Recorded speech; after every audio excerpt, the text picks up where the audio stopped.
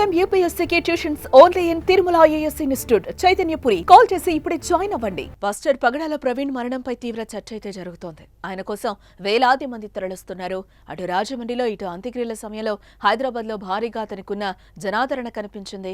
అసలు పగడాల ప్రవీణ్ కు ఎందుకింత ఆదరణ? అలానే హత్య అని అనుమానాలెందుకు? పగడాల ప్రవీణ్ ఓ పాస్టర్, ఎంతో మంది క్రైస్తవులు మెచ్చిన ప్రముఖ బోధకుడు. హైదరాబాద్తో పాటు తెలుగు రాష్ట్రాల్లో సభల్లో ప్రసంగాలిచ్చేవాడు.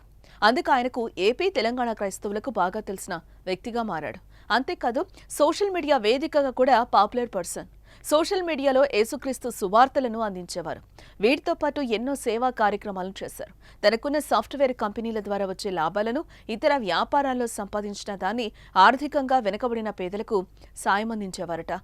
ఎంతో మంది అనాథులను హక్కున చేర్చుకుని వారికి విద్యనందించి ఉద్యోగం వచ్చే వరకు చేరదీశారట. ఇవన్నీ క్రైస్తవుల్లో ప్రవీణ్కు అభిమానులను సంపాదించి పెట్టాయి. అందుకు నిదర్శనమే ఆయన కోసం తరలి వచ్చిన జనం. రాజమండ్రి ఆసుపత్రిలో ఆయన మృతదేహం ఉన్న సమయంలో వేలాది మంది వచ్చి తరలొచ్చారు. పాస్టర్లు, క్రైస్తవ పెద్దలు, మిషనరీ సభ్యులు పెద్ద ఎత్తున వచ్చి న్యాయం కోసం డిమాండ్ చేశారు. అక్కడే మోకాలపై నిల్చొని ప్రార్థనలు చేశారు. రాజమండ్రి నుంచి హైదరాబాద్ మృతదేహం తరలించగా అక్కడ కడసారి వీడ్కోలు పలికేందుకు వచ్చిన జనంతో రోడ్లు కిక్కిరిసిపోయాయి. అయితే ప్రవీణ్ క్రైస్తవ మత బోధనలు ఇవ్వడమే కాదు, ఇతర మతాలపై కూడా అభిప్రాయాలను వ్యక్తం చేయడంతో శత్రువులు పెరిగారు. సోషల్ మీడియా వేదికగా గొడవలు జరిగాయి. తన మతానికి సంబంధించి వ్యాఖ్యానించడంతో పాటు ఇతర మతాలపై తన వ్యతిరేకత భావాన్ని వ్యక్తపరిచేవారు. గతంలో ఓ మతాన్ని ఉద్దేశించి చేసిన వ్యాఖ్యలతో వైరం తలెత్తింది. యూట్యూబ్లో దీనిపై పెద్ద ఎత్తున చర్చ జరిగింది. ఆయనకు బెదిరింపులు కూడా వచ్చాయి. వారి నుంచి ప్రాణహాని కూడా ఉందని ఆయన ఇటీవల ప్రకటించడం కూడా జరిగింది. ఇలాంటి పరిణామాల మధ్యనే ఆయన అనుమానాస్పదంగా మరణించడం సంచలనం సృష్టించింది.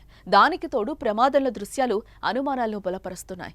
మనిషి చనిపోయేలా ప్రమాదం జరిగినా బుల్లెట్ బైక్ పెద్దగా డ్యామేజ్ కాకపోవడం, హెల్మెట్ కి కూడా ఏం జరగకపోవడం, పక్కనే రక్తం మరకలతో కర్ర కనిపించడం, ఇలాంటివన్నీ హత్య అనడానికి సాక్ష్యాలుగా అనుమానం వ్యక్తం చేసిన వారు చెప్తున్నారు. దానికి తోడు ఆయన శరీరంపై గాయాలు కొట్టినట్టు ఉన్నాయనేది వారి వాదన. కారు గుద్ది తర్వాత చంపేశారని పెద్ద ఎత్తున ఆరోపణలు చేస్తున్నారు. ఇంత ఆరోపణలు చేయడం, అనుమానాలు వ్యక్తం చేయడానికి సోషల్ మీడియాలో జరిగిన గొడవలే.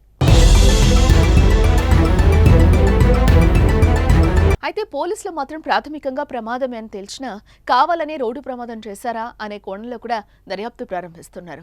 ఆయన ప్రమాదానికి గురైన రాజమండ్రి కొంతమూరు మధ్య జరిగిన ప్రమాద స్థలికి సమీపంలో సీసీ ఫుటేజ్ పరిశీలిస్తున్నారు. ఆయన ప్రమాదానికి గురైన సమయంలో సీసీ ఫుటేజ్లో కనిపించిన వాహనాల వివరాలను సేకరిస్తున్నారు. సీఎం చంద్రబాబు, హోంమంత్రి అనిత, మంత్రి నారా లోకేష్ సహా పలువురు ప్రముఖులు స్పందించారు. సీఎం చంద్రబాబు డీజీపీతో మాట్లాడి అన్ని కోణాల్లో విచారణ జరపాలని ఆదేశించారు. అలాగే తూర్పుగోదావరి ఎస్పీ డి నరసింహకిషోర్ కు హోంమంత్రి ఆదేశాలు జారీ చేశారు.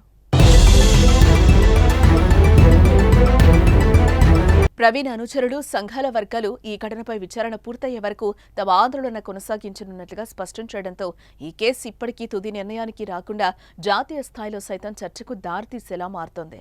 మరి దర్యాప్తులు ఏం తేలనుంది అన్నది ఉత్కంఠ రేపుతోంది.